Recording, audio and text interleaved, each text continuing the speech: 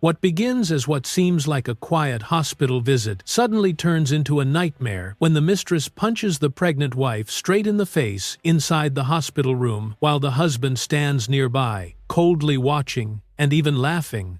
They believe the hospital doors will hide everything, that money and power are enough to turn violence into silence, but they have no idea that her father has arrived, and in a single moment the balance of power shifts completely. What follows is an unrelenting confrontation between crime, evidence, and justice, where the truth strikes harder than any punch. Let us know what time you're listening and where you're tuning in from. Leave a comment below, and stay with us until the very end of this story. Isabella Carter lay on the narrow hospital bed in a pale gown that felt thinner than it should have been. The plastic wristband pressed lightly against her skin each time she shifted. A small reminder that she was under care, monitored, contained within white walls and quiet machines. The room was calm in the way hospital rooms often were, filled with a low hum of equipment and a faint antiseptic scent. For a brief moment, everything seemed still. That stillness broke when the door opened. Vanessa Moore stepped inside first, her heels striking the floor with confidence. The wine-red dress she wore clung to her figure, vivid and deliberate against the sterile surroundings. Her posture was relaxed, almost amused, as if she belonged anywhere she chose to stand. Edward Kane followed closely behind her, dressed in a dark navy suit, his expression unreadable and distant. He did not look at Isabella right away. He did not greet her. Vanessa reached back and closed the door from the inside. The soft click echoed louder than it should have, sealing the room off from the hallway. Isabella felt a tightening in her chest as she realized they were alone together. The quiet that had once felt safe now felt heavy. Vanessa's eyes moved slowly over Isabella, taking in the hospital bed, the monitors, the visible curve of her pregnancy beneath the thin blanket. A faint smile appeared, sharp and knowing. She began to speak, her words cutting and direct, aimed squarely at Isabella. Each sentence carried contempt, blaming her for being weak, for being in the way, for existing in a space Vanessa clearly believed she deserved. Edward remained near the door. He did not interrupt. He did not step forward. His hands stayed at his sides, his body angled away just enough to signal distance. Isabella noticed that distance immediately. It hurt more than the words. Instinctively, Isabella brought a hand to her stomach. The motion was automatic, protective, driven by fear rather than thought. Her breathing grew shallow as Vanessa moved closer, stopping beside the bed. Vanessa's gaze hardened, her voice rising as she accused Isabella of being a burden, of holding Edward back, of clinging to something that no longer belonged to her. Edward watched. There was a faint curve at the corner of his mouth. Not quite a smile, but close enough to feel cruel. He studied Isabella's reaction with cold interest, as if observing a result he had already anticipated. He made no effort to intervene. Vanessa lifted her hand. The movement was sudden, uncontrolled, fueled by a surge of anger that had been building beneath her confidence. In a single motion, she struck Isabella across the face, while Isabella lay helpless on the bed. The impact landed hard and sharp. Isabella cried out, the sound raw and involuntary. Pain exploded across her face, followed by dizziness that blurred the edges of the room. Her head turned slightly from the force, and she struggled to remain aware as the world tilted. The monitor beside the bed reacted immediately. A rapid series of alarms filled the room, loud and insistent, breaking through the silence that had held moments before. The sound was piercing, relentless. Blood appeared along Isabella's cheek, bright against her pale skin. She tasted metal and struggled to focus, fighting the urge to close her eyes. Vanessa stepped back, her chest rising quickly as she processed what she had done. For a fraction of a second, tension flickered across her face. Edward did not move. He did not show panic. He did not rush forward. His expression remained controlled, almost detached, as if the scene unfolding in front of him was not real or not important enough to demand reaction. Isabella forced herself to breathe. Each inhale felt heavy. She concentrated on staying conscious, on keeping her body still despite the pain radiating through her head. Her hand remained near her stomach, trembling. The alarm had done its job. Voices stirred beyond the door, Footsteps approached quickly. The noise drew the attention of medical staff in the corridor, pulling them toward the disturbance. Linda Parker, the nurse on duty, heard the alarm and recognized the urgency in its tone. She turned immediately and moved toward Isabella's room at a hurried pace. The door opened suddenly. Linda stepped inside and took in the scene at once. Isabella lay injured on the bed, blood visible on her face, her breathing uneven. Vanessa stood near the bed, tense and rigid. Edward remained by the door, still in the same position he had chosen earlier. Linda did not hesitate. Her training took over as she assessed Isabella's condition in a glance. She called out for immediate medical assistance, her voice firm and loud enough to cut through the chaos. Other staff responded in the hallway as she moved closer to the bed. The air in the room shifted. What had been confrontation turned instantly into emergency. The quiet was gone, replaced by urgency and motion. Linda focused entirely on Isabella, asking her to stay awake, to keep her eyes open, to respond. The door closed again behind them, shutting out the hallway but not the tension. Inside the room, the atmosphere remained charged, suspended in a moment where everything had changed and nothing had yet been resolved. Isabella Carter was assessed immediately where she lay. The bed rails were raised, and gloved hands moved with practiced efficiency, checking her face, her pupils, the rhythm of her breathing. The alarms softened to a steady pulse as adjustments were made. The room filled with quiet instructions spoken in low, controlled tones, each one meant to stabilize, to contain what had just happened, without letting panic take over. Linda Parker called for additional medical support. Her voice was calm but firm, carrying the authority of someone who understood both urgency and procedure. Another nurse appeared at the doorway within seconds, bringing supplies and positioning herself near the monitor. Their movements were coordinated, economical, focused entirely on Isabella. Edward Kane stood a few steps away, observing the treatment with a composed expression. His posture remained relaxed, his shoulders loose, his attention drifting between the staff and the room rather than fixing on Isabella. There was no visible concern on his face, no impulse to step closer. He looked like someone waiting for a meeting to end. Vanessa Moore exhaled sharply, irritation flashing across her features as the activity interrupted her. She shifted her weight, the edge of impatience in her stance impossible to miss. Her gaze flicked toward the door, then back to the bed, as if the scene were an inconvenience rather than an emergency. Linda turned toward Vanessa and asked her to leave the immediate area around the bed. The request was direct and measured, grounded in protocol. Vanessa responded with a sharp tone, her words clipped and dismissive, clearly displeased at being told what to do. The tension in the room thickened. Edward spoke up in her defense. His voice carried a mild authority, framing the situation as an overreaction. He suggested there was no need to make a scene, that everything was already under control. The way he spoke placed himself alongside Vanessa, not Isabella. Linda noticed it immediately. The alignment was unmistakable. Edward's eyes did not return to Isabella as he spoke. He did not ask how she felt. He did not ask what she needed. Isabella struggled to open her eyes. The effort sent a wave of dizziness through her, forcing her to focus on breathing slowly. The room felt distant, sounds stretching and compressing. She sensed movement but could not fully track it, her awareness narrowing to the simple act of staying present. Edward looked at her then, briefly, without moving closer. His gaze was detached, clinical, as if assessing a problem that did not require his involvement. He remained where he was. Vanessa continued to speak, her remarks edged with sarcasm despite the presence of medical staff. The comments landed like small cuts, unnecessary and persistent. Linda warned her to remain silent.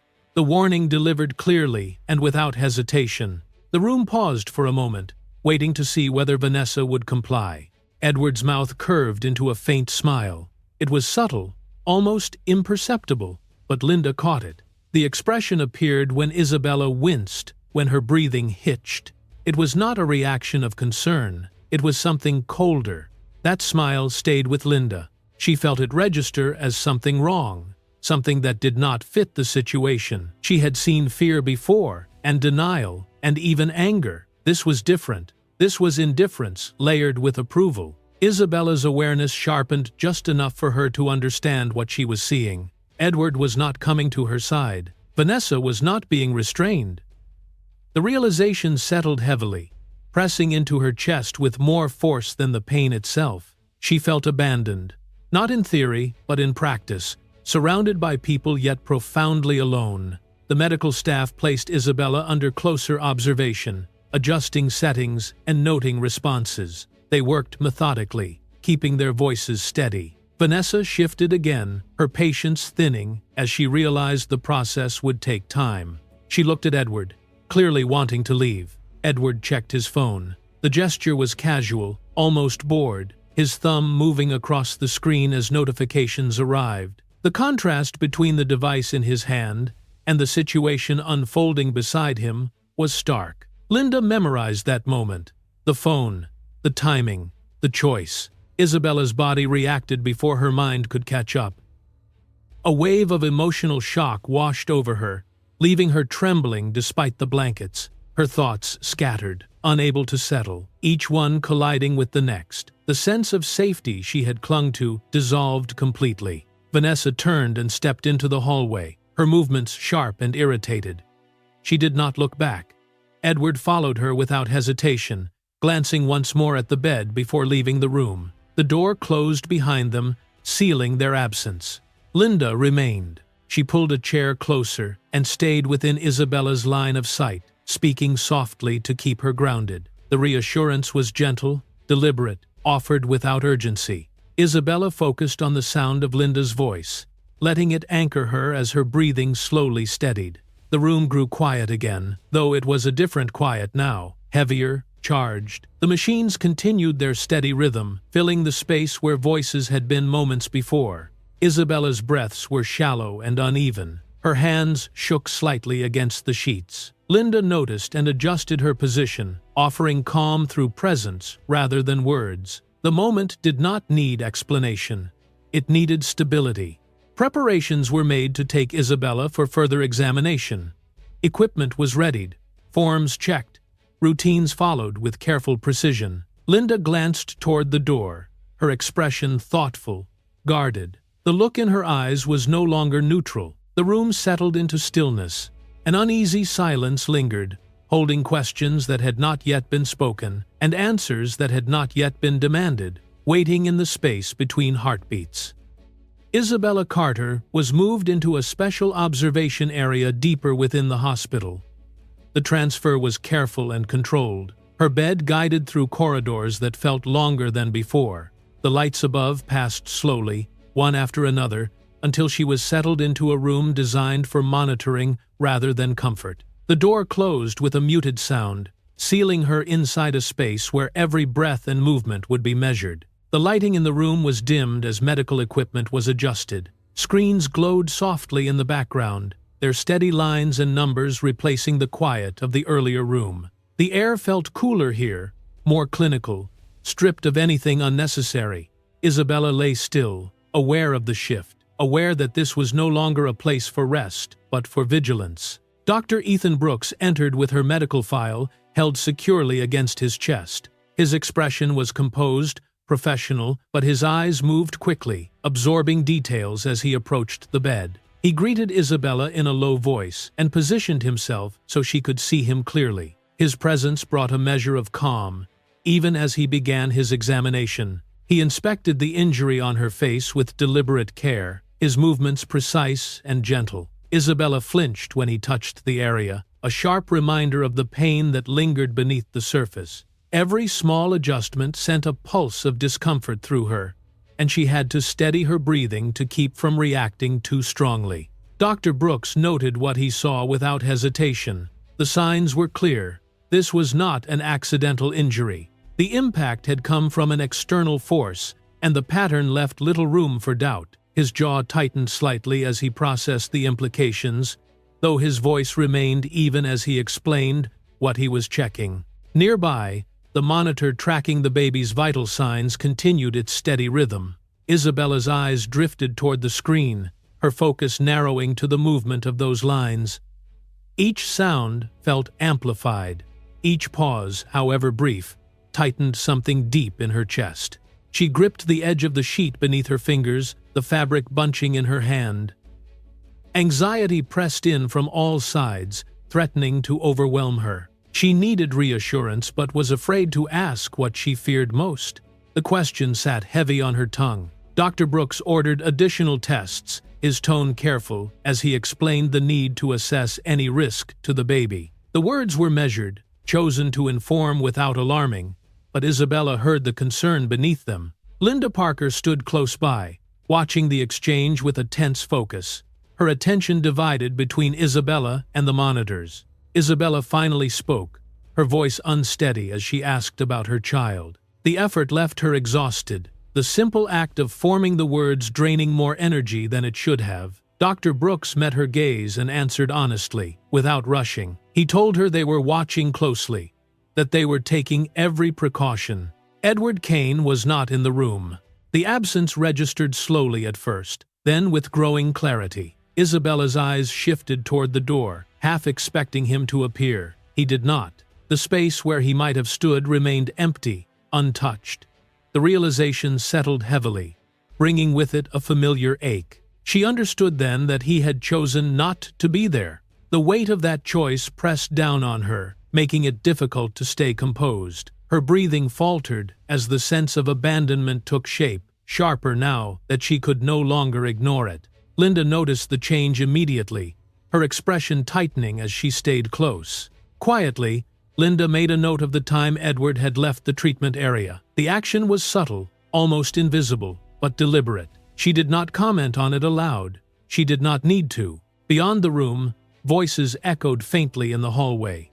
Vanessa Moore could be heard speaking on her phone, her tone edged with irritation. The conversation stretched on, punctuated by sharp pauses and clipped responses. It carried through the walls just enough to be noticeable, just enough to intrude. Edward stood nearby, close enough to hear, far enough to remain detached. His posture suggested impatience rather than concern. He did not look toward the room. He did not ask for updates. Inside, Isabella's strength waned.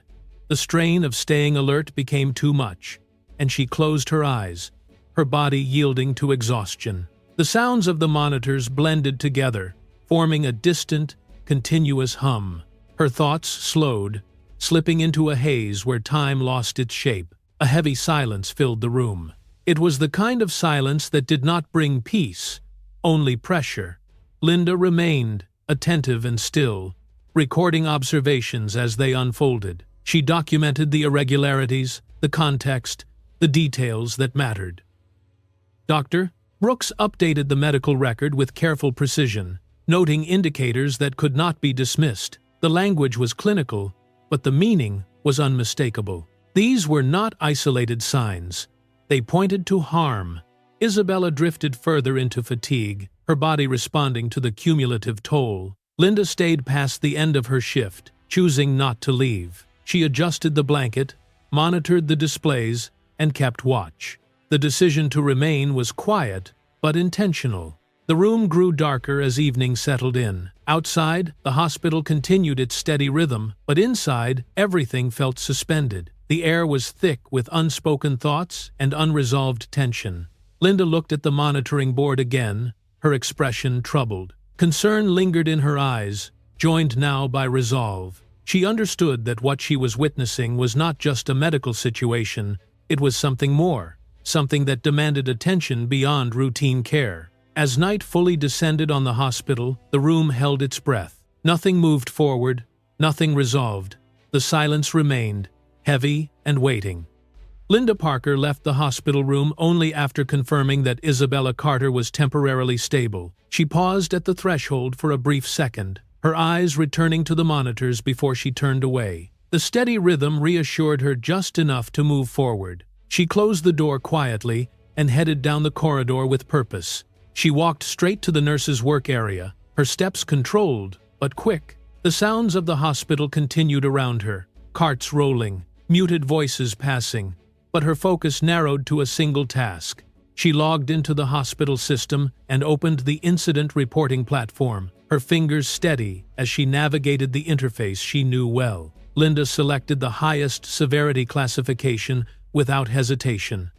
The screen prompted her to describe the event in detail. She documented the act of violence clearly, choosing precise language and avoiding ambiguity. She recorded where it occurred, when it occurred, and who was present. Each field was completed carefully, time-stamped, and cross-referenced. She attached the exact time and location data, double-checking for accuracy. The system requested confirmation from the attending physician before submission could proceed. Linda sent the request immediately. Dr. Ethan Brooks reviewed the report and added his medical confirmation. His input was concise and factual, reinforcing the clinical findings that supported the account. With his authorization, the report advanced automatically to hospital administration. The internal process shifted from documentation to action. The hospital's protocol for violence involving a pregnant patient activated without delay. Alerts moved through internal channels, triggering checks and safeguards designed for situations that could not be minimized or deferred. Linda accessed Isabella Carter's emergency contact information. She scrolled once and stopped. The name Robert Carter appeared clearly on the screen. She did not hesitate. The emergency call was placed according to internal procedure. The line rang only once before it was answered. Robert Carter was reached while he was outside the city, engaged in work that required his full attention until that moment. The voice from the hospital spoke calmly but directly, informing him that his daughter was in danger. The words were measured, chosen carefully, but the meaning was unmistakable. Isabella Carter had been harmed, and the situation was serious. Robert Carter listened in absolute silence. He did not interrupt. He did not ask for explanations yet. The quiet on the line stretched long enough to be noticeable, carrying weight rather than confusion. When he spoke, his question was brief and focused. He asked only whether his daughter was safe at that moment. The hospital confirmed that Isabella was under close medical supervision, but that there were clear signs of severe violence. Robert Carter responded immediately. He instructed the hospital to preserve all records and secure the environment. Every document, every video, every detail was to remain intact. His tone was controlled, but unyielding. He ended the call and halted all other commitments without discussion. Plans were abandoned mid-process. Arrangements were made to return at once. The direction of his attention had shifted entirely. Back at the hospital, Linda Parker continued her watch from the nurse's station. Her eyes tracked movement in the hallway rather than the screen in front of her. She observed Vanessa Moore exiting the treatment area, her expression tight with irritation. Vanessa did not slow down or glance back. Edward Kane followed Vanessa. He stayed close, matching her pace, but did not turn toward Isabella's room. His choice was deliberate, his body language signaling withdrawal rather than concern. Together, they moved away from the area without returning. Linda recorded their departure. She noted the time, the direction, and the fact that neither individual attempted to re-enter the room. Her documentation remained neutral, factual, and complete. The hallway cameras captured everything. Linda accessed the feed and verified that the footage had been saved properly. The system confirmed successful storage. The visual record was now secure. A chain of evidence began to take shape. It was not dramatic. It did not announce itself. It formed quietly, entry by entry, timestamp by timestamp. Isabella Carter remained under strict medical observation. Her condition required continuous monitoring, and staff followed protocol precisely. The focus remained on her safety and stability, while processes continued in parallel. Linda returned briefly to the corridor outside Isabella's room. She did not enter. She stood still, listening to the low sounds of equipment beyond the door. The hospital felt different now, not chaotic, but alert. She reviewed the report one more time, ensuring nothing had been missed. The seriousness of the situation was no longer a question. The steps she had taken could not be reversed. The emergency call had changed everything. As the hospital settled into the rhythm of late hours, the corridor grew quieter.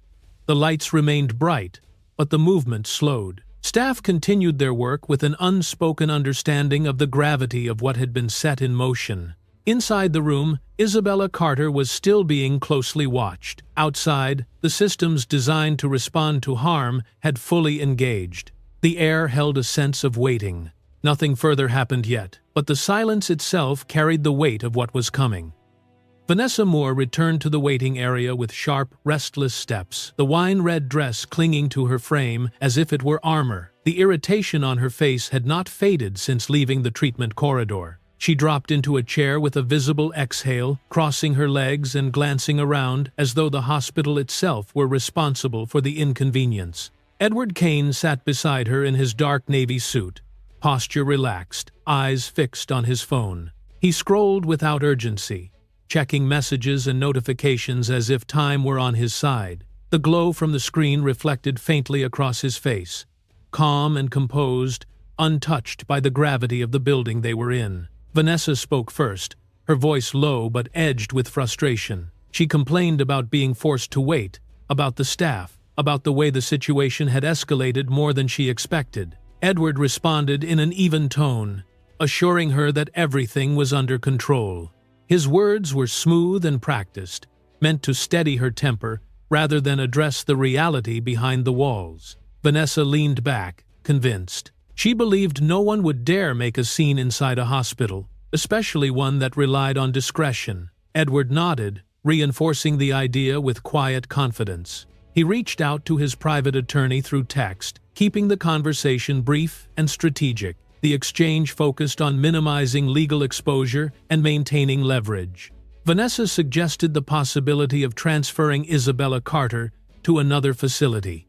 The idea was delivered casually, as though people could be moved like pieces on a board. Edward agreed that controlling the situation was essential. He spoke about options, about influence, about timing, always careful to frame everything as manageable. Vanessa dismissed the hospital cameras as irrelevant.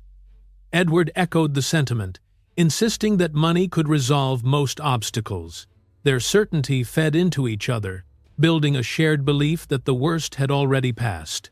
Inside the treatment room, Isabella Carter stirred awake. The pain in her face greeted her immediately, sharp and persistent. She lifted a hand slowly, fingertips brushing the bandage with a cautious touch. The sensation grounded her, reminding her where she was and what had happened. Her thoughts turned to the baby. That concern overshadowed everything else. It pressed against her chest with every breath, more intense than the physical pain. When Dr. Ethan Brooks arrived to share the latest updates, Isabella listened closely, her body tense. He confirmed that the baby would need continued close monitoring. His voice was calm, but the message demanded attention. Isabella absorbed the information in silence, her jaw tight. Anxiety settled in, heavy and unrelenting. She focused on Dr. Brooks's words, searching for reassurance without asking for promises he could not make. Linda Parker returned to the room to check on her. She noticed the worry immediately, the way Isabella's eyes lingered on the monitors, the way her hands remained drawn protectively toward her body. Linda spoke gently, offering reassurance through tone rather than excess explanation. Isabella's fear did not ease. She hesitated, then finally voiced a request she had never made before. She asked to be protected from Vanessa Moore. The words came quietly, but they carried weight. Linda acknowledged the request without surprise, understanding its significance. She recorded the request in the internal system, selecting the appropriate designation. The protection order was marked as high priority. The action was procedural, but the implication was profound. It created a boundary that had not existed moments earlier. In the waiting area, Edward and Vanessa remained unaware. Vanessa smiled faintly, convinced the situation was over. Edward appeared more relaxed than before, his shoulders easing as he put his phone away. Neither of them sensed the subtle shift occurring elsewhere. Linda reviewed the reports she had already submitted, checking timestamps and confirmations. Each entry aligned with hospital protocol. The process moved forward quietly, without announcement, but with purpose. The hospital's actions continued in sequence, guided by established procedures rather than emotion. What Edward and Vanessa interpreted as calm was, in truth, momentum. Systems were engaging. Records were aligning. Isabella lay back against the pillow, exhaustion settling in. The room felt quieter, but not peaceful. She stared upward, listening to the steady rhythm of the machines. The fear remained, but it was joined now by something else, a fragile sense that she was no longer alone. Linda stood nearby, attentive and composed. She glanced once more at the doorway, then at the monitors, ensuring nothing had been overlooked. Her presence was steady, intentional. Outside, Edward and Vanessa shared a moment of misplaced relief. They spoke softly, convinced the danger had passed. Their laughter was subdued, but confident, rooted in the belief that control still rested in their hands. They did not notice the change unfolding behind the scenes. They did not hear the quiet clicks of systems updating or the unseen hands securing information. They did not sense the shift from discretion to documentation. The waiting area remained unchanged, fluorescent lights humming softly overhead. Conversations continued at a distance. The hospital moved forward as it always did, efficient and unassuming. And somewhere within that calm, the storm began to gather, silent and inevitable, holding its breath. Robert Carter arrived at the hospital in a dark, tailored suit, his expression firm and unreadable. He moved with purpose, not haste, his presence blending into the flow of the building rather than disrupting it.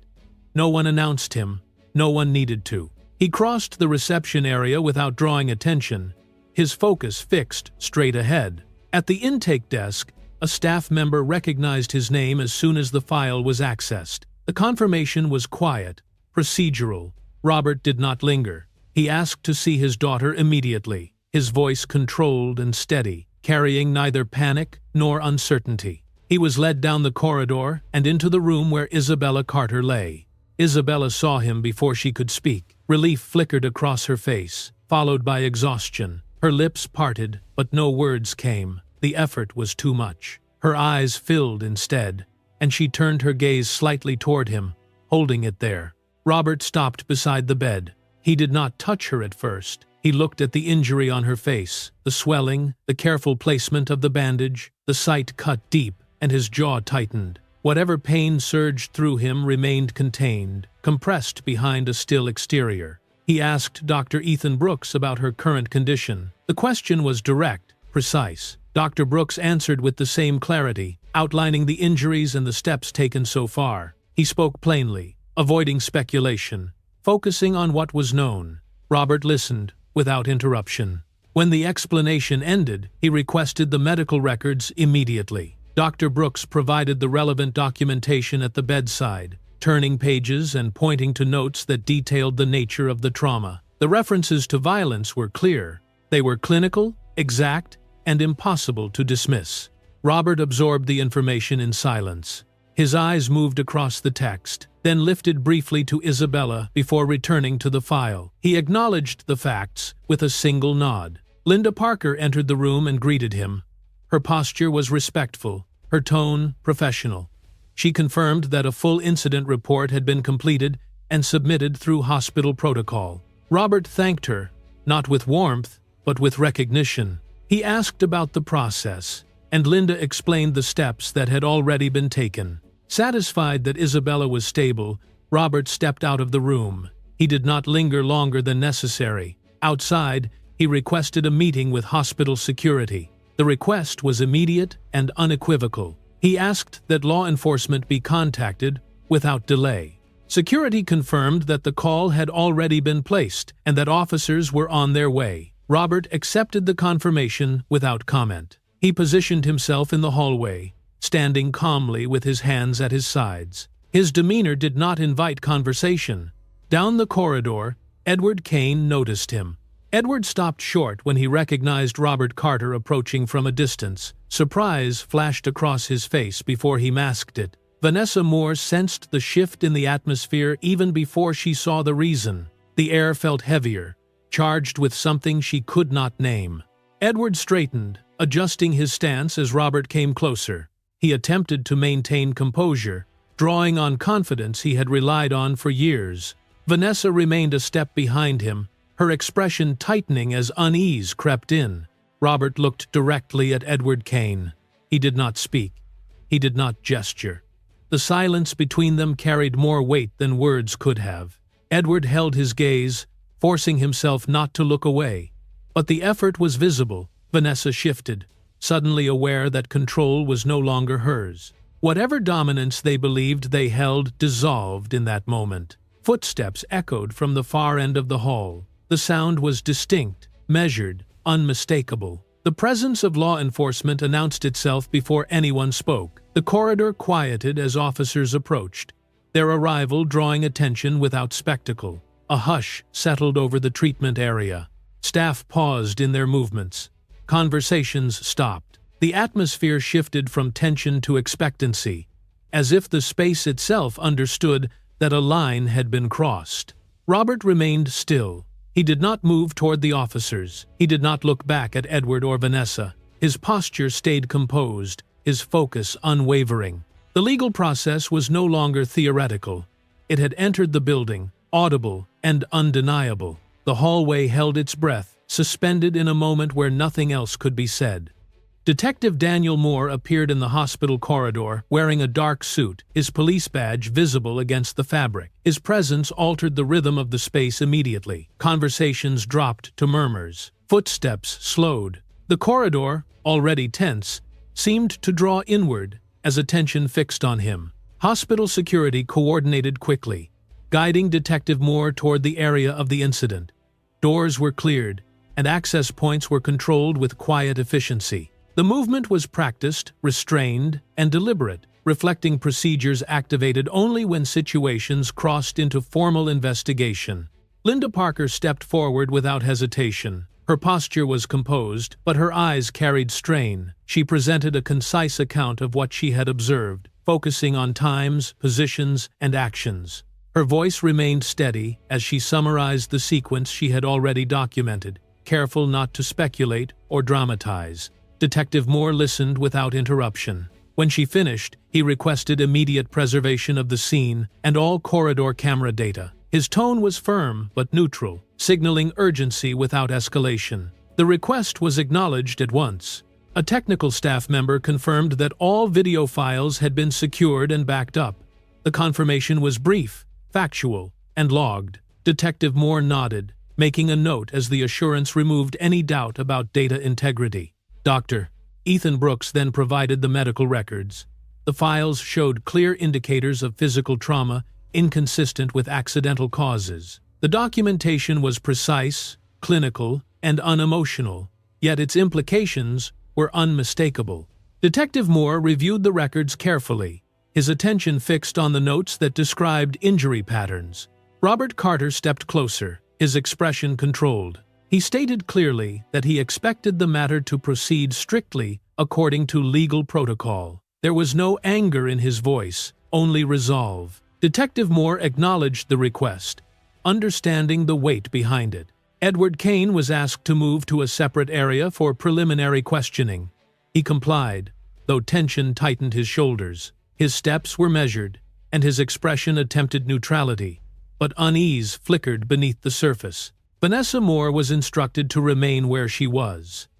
She shifted her weight repeatedly, her hands clasping and unclasping. Her eyes tracked movement in the corridor, reacting to every exchange with visible discomfort.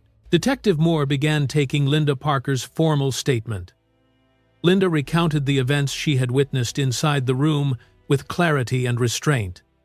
Her account aligned precisely with recorded times. When cross-referenced with the camera footage, her words matched the visual record without discrepancy. Dr. Ethan Brooks was interviewed next. He confirmed that the injuries could not be attributed to an accident or spontaneous medical complication. His professional assessment was delivered without emotion, rooted entirely in observable facts and clinical standards. Isabella Carter was informed that law enforcement had officially taken over the case. The information was given gently, with attention to her condition. She acknowledged the update quietly and agreed to cooperate once her health allowed. Her consent was documented with care. Edward Kane denied any responsibility for violent conduct. His denial was brief, rehearsed in tone, and offered without elaboration. Detective Moore noted the response without comment. Vanessa Moore attempted to explain her presence and actions, but her account shifted in phrasing and emphasis. Small inconsistencies emerged as she spoke. Detective Moore observed silently, allowing the contradictions to surface on their own. A review of the corridor camera footage revealed that Vanessa Moore had been the only individual inside the hospital room with Isabella Carter immediately before the incident. The footage also confirmed Edward Kane's presence in the vicinity, showing that he did not intervene. These findings were compiled into a preliminary report. Times, movements, and witness statements were aligned into a single narrative supported by evidence. Detective Moore assessed the situation carefully, weighing the risk of further harm. Robert Carter requested that preventive measures be applied without delay.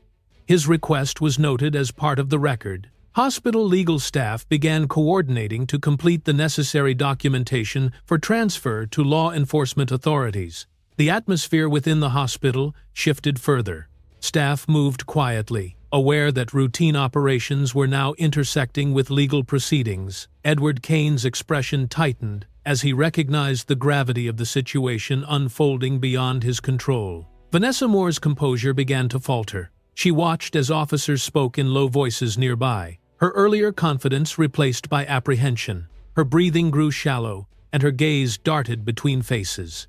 As the initial evidence was reviewed and secured, preparations for temporary detention were set in motion. No announcement was made, yet the weight of the decision hung heavily in the corridor, pressing into the silence that followed. Detective Daniel Moore delivered the decision with a voice that did not rise or soften. He stated clearly that Vanessa Moore was being placed under temporary detention at the hospital. The words landed with finality, not as a threat, but as a formal action supported by what had already been secured. The corridor seemed to narrow as staff and security instinctively created space. Vanessa Moore reacted instantly. Her eyes widened, and her breathing became sharp and uneven as she processed the announcement. For a moment, she looked as if she expected someone to correct the detective, to pause the procedure, to treat it as an overreach. But no one moved to stop it. The decision had been read plainly, and the tone of the room confirmed it was real. Handcuffs were applied according to safety protocol. The motion was controlled and professional, without unnecessary force. The metal clicked shut with a sound that felt louder than it should have in a hospital hallway. Vanessa's posture collapsed slightly as the reality of restraint settled into her body. The confidence she had carried earlier fractured in front of witnesses who did not look away. Edward Kane was instructed to remain still. The command was firm, and it carried the same procedural weight. He was told to continue cooperating with law enforcement. His jaw tightened, and he shifted as if to challenge the direction, but he stopped himself. The presence of security, staff, and the detective's calm certainty made it clear that resistance would only worsen his position. Detective Daniel Moore informed Edward Kane that he was also being temporarily held to investigate his role as an accomplice. The wording was precise. It did not accuse him of striking anyone in that moment, but it did not excuse him either. Edward's face hardened. Anger flashed in his eyes, sharp and immediate, but he could not disrupt the process. The control he relied on was no longer recognized here. Medical staff and hospital security witnessed everything. Their expressions stayed measured, but their attention was unwavering. The hallway, once a place of routine movement, had become a stage for consequence. Even the smallest gestures, a glance, a shifted stance, felt recorded by the stillness around them. Hospital media personnel were directed to keep order and not to film. The instruction was repeated clearly, reinforcing boundaries. Phones were lowered, voices fell. The hospital did not allow the moment to turn into spectacle, but it did not hide the fact that law enforcement was acting. The emphasis was on procedure, not performance. Vanessa Moore was guided forward in a slow, controlled walk. Her steps were unsteady, and her face showed strain she could not mask. The detachment she once displayed was gone. In its place was a visible unraveling, a sinking awareness that she could not talk her way out of this corridor. She was escorted without drama, yet every step felt heavy. Edward Kane was separated and escorted behind, kept at a distance. The separation made the message unmistakable. They were no longer a united front. They were individuals under scrutiny. placed into different spaces where stories could not be coordinated and confidence could not be shared. Edward's gaze drifted toward Vanessa once, then forward again, his expression rigid. Robert Carter watched from farther down the hall. His face remained calm, restrained, almost immovable. There was no triumphant look and no outward display of satisfaction. He stood with the stillness of a man who had chosen restraint over impulse, letting the system do what it was built to do. The steadiness in his posture was its own form of force. Linda Parker felt an unexpected release in her chest as she witnessed the law being enforced. It was not joy.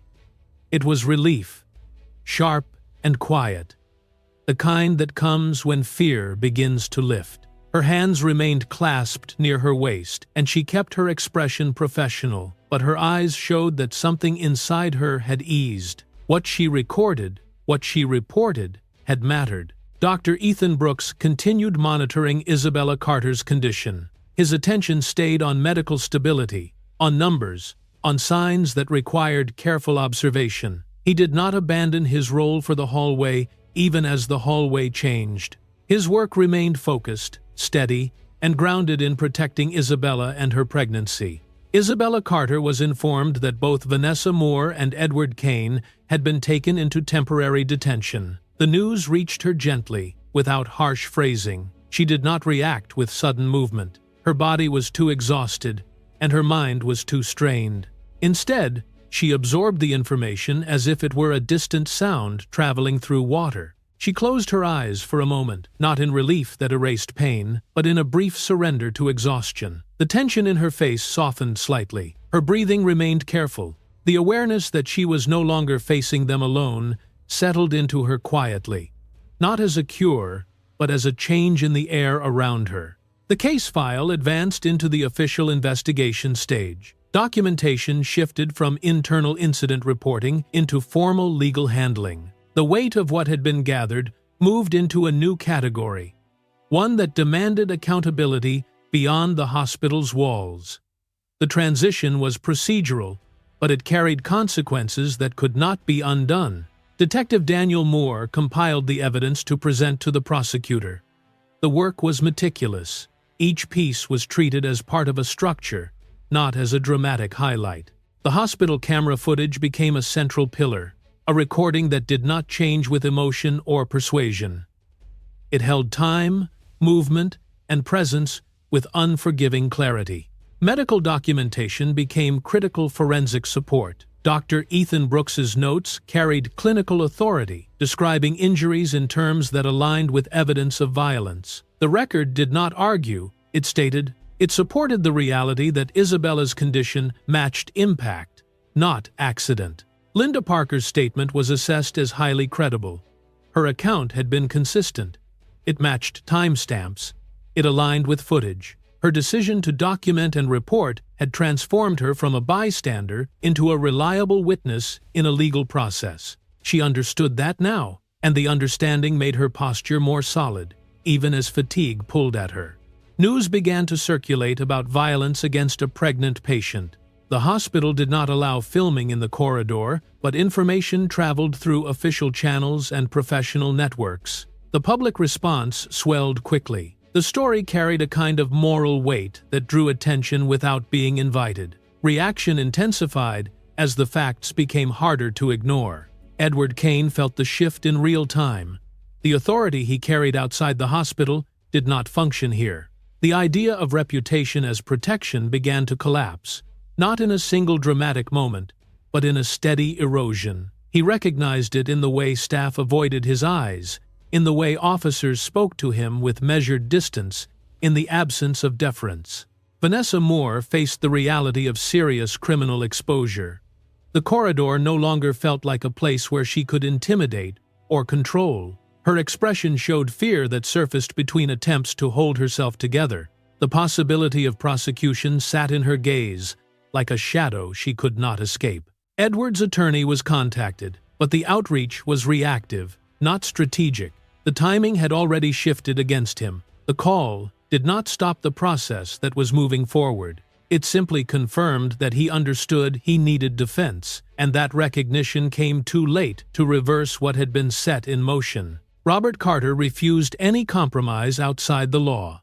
He did not bargain. He did not entertain quiet solutions. His face remained composed, and his stance communicated that this would proceed through proper channels, no matter who attempted to soften it. The refusal itself sealed the direction of the night. Isabella Carter's protection was increased inside the hospital. The change was visible in the way staff approached her room, in the attention to access, in the subtle shift of control that now centered on her safety rather than others' preferences. The hospital treated the situation with seriousness that extended beyond medical care. The investigation continued in silence. There was no celebration, no grand announcement, only procedures unfolding step by step. The balance of power had changed completely, not because anyone shouted, but because the system had engaged and begun to tighten. In the end, the temporary holding room door closed with a final, muted sound, sealing both of the people who had caused the crisis behind it. The courtroom opened to the public with every seat filled and every face turned toward the bench. The air felt tight and controlled, not loud, but heavy with expectation. People spoke only in whispers. The sound of footsteps carried farther than it should have, echoing against wood and stone as if the room itself demanded restraint. Isabella Carter entered with medical documentation in hand and a thin brace worn as required. Her movements were careful, measured, guided by the reality of what her body had endured. She did not look around for sympathy. Her gaze stayed forward. The papers she carried felt heavier than their weight, a physical reminder that her pain had been recorded in ink and verified by professionals who could not be bribed or persuaded to rewrite the truth. Robert Carter sat in the row behind her wearing a dark suit. His posture was straight, his expression calm, his hands still. He did not scan the room. He did not search for reactions. He watched with quiet focus, the kind that suggested he had already made peace with one thing. He would let the law speak, and he would not interrupt it. Edward Kane walked in wearing a dark navy suit, but the confidence that once defined him was gone. He held his shoulders in a way that tried to project control, yet it looked forced, brittle. His eyes flicked toward the benches, and then away. He took his seat without the usual ease, as if the chair itself had become unfamiliar. Vanessa Moore entered in detention clothing. The change stripped away her previous arrogance. The bold posture was replaced by caution. She moved more slowly than she wanted to, her expression guarded and strained. The courtroom did not respond to her with curiosity or glamour. It responded with distance. Detective Daniel Moore presented a summary of the investigation to the court. His voice was steady, organized, and clear. He spoke in a sequence that mirrored the evidence, laying out the timeline and identifying the key points without embellishment. The facts did not need drama. They stood on their own. The hospital footage was played. The screen brought the corridor to life again, tracing the movements that had seemed ordinary until they were framed by consequence. The sequence showed entrances and exits with unforgiving clarity. Timestamps stayed visible. The record did not interpret. It simply revealed. Medical documentation prepared by Dr. Ethan Brooks was entered as forensic evidence. The language was clinical, but its meaning was brutal in its simplicity. Injury patterns, trauma indicators, recorded pain, documented risk. The file carried the authority of observation, not opinion. Dr. Ethan Brooks took the stand and confirmed that Isabella Carter's injuries were the result of violence. He spoke carefully and precisely, explaining that the damage did not align with accidental causes. His calm tone only sharpened the impact. There was no hesitation, no uncertainty. His testimony anchored the case in medical certainty. Linda Parker stepped onto the witness stand in a light blue nurse uniform. She stood straight, hands steady, her expression composed despite the pressure of the room. When she spoke, she delivered her statement in a clear and consistent way. The account did not shift. It did not drift. Each detail held its place, aligned with the timestamps already shown. Edward Kane's defense attorney attempted to reduce Edward's involvement. The effort was controlled, framed in careful language, meant to soften implications. The argument focused on distance, on indirectness, on the idea that inaction should not carry the weight of action. The prosecutor responded by pointing to what the footage showed. Edward was present.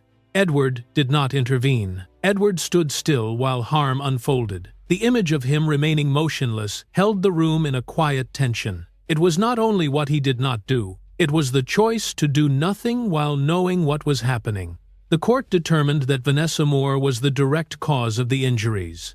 That finding landed without surprise, because the evidence had already done its work. The courtroom did not gasp.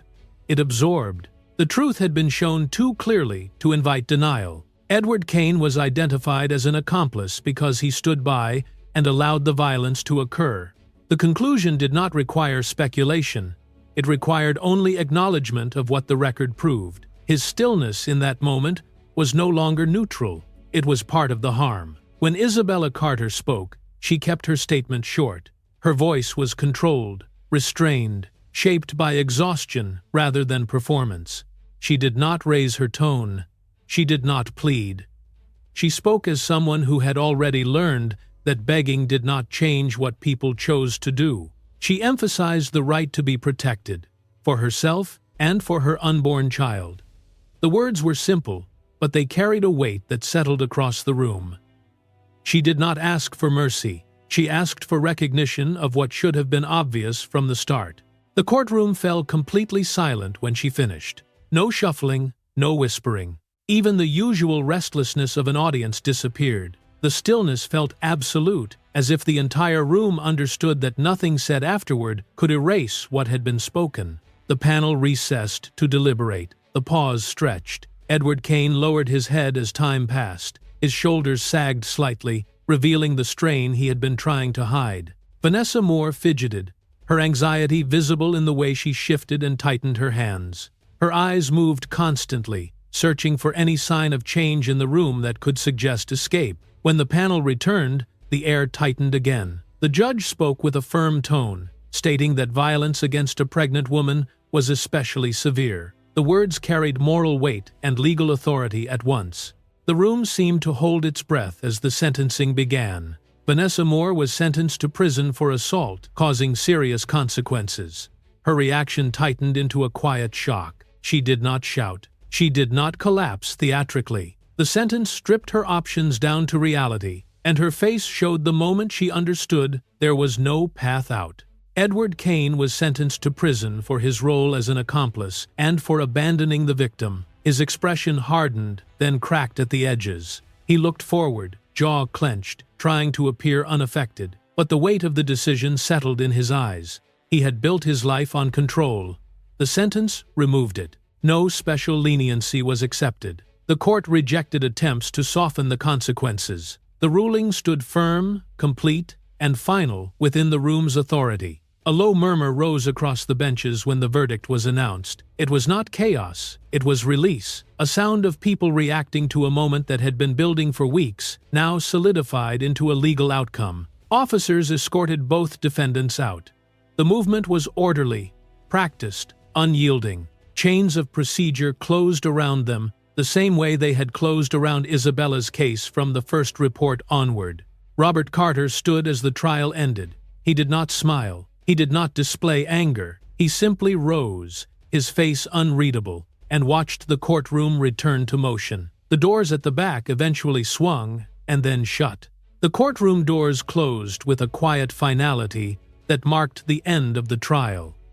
Isabella Carter remained in the hospital after the trial, not because the courtroom had drained her, but because recovery still required structure and careful supervision. The room was quieter now.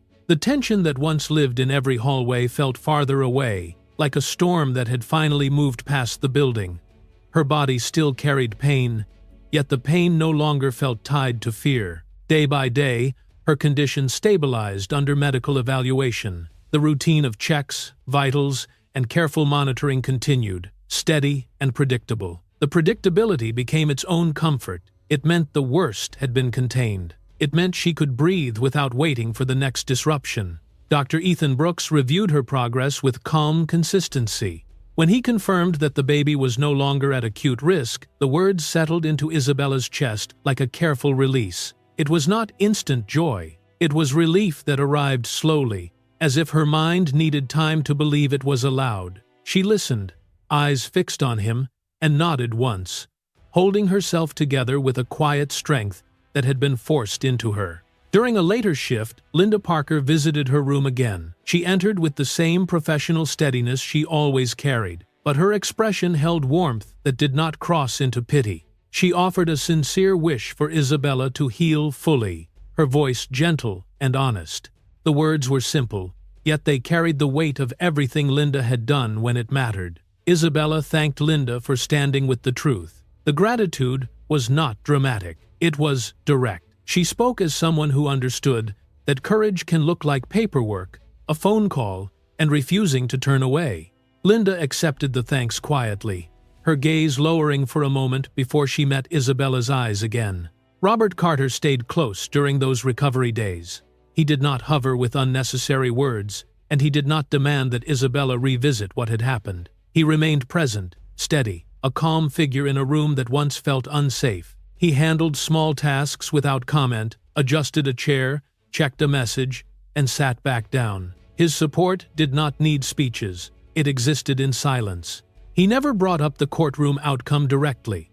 He did not ask how it felt to hear the verdict. He did not reopen the images that still lingered behind Isabella's eyes. His restraint was deliberate. He understood that healing did not require constant reminders of what had broken her. It required space to rebuild. Outside those hospital walls, Edward Kane began serving the prison sentence handed down by the court. The consequences that had once seemed impossible for him became routine reality, processed through the same legal system he had once assumed he could bend. Vanessa Moore was transferred to a women's correctional facility. Their names continued to exist on documents, within records, and in the completed outcome of a case that had reached its end. As time passed, media attention slowed. Headlines faded into newer stories. The urgency that once surrounded the incident softened into distance. The public moved on, as people always do, but the legal result remained unchanged. For Isabella, the fading noise felt necessary. She did not want her recovery to be a public event. She wanted it to be hers. She chose privacy deliberately. She limited contact, avoided exposure, and kept her world small.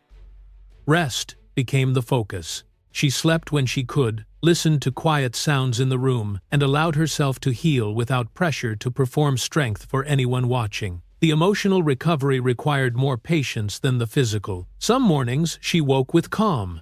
Other mornings the memory returned, sharp and unwanted. She learned not to fight it with panic. She let it pass through her like weather. The marriage between Isabella Carter and Edward Kane ended legally. Papers were finalized.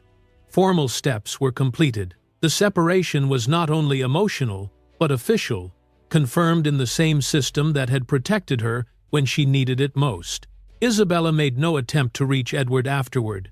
She did not send messages. She did not search for explanations. She did not ask for closure from someone who had already proven what his choices were. Robert Carter handled remaining legal procedures quietly, the final administrative pieces that still needed to be resolved. He did it without drawing attention, without treating it as victory. It was completion, and he treated it as such. Isabella watched him from her hospital bed at times, noticing how he worked through details with steady concentration, as if each completed form was one more step toward a safer future for her.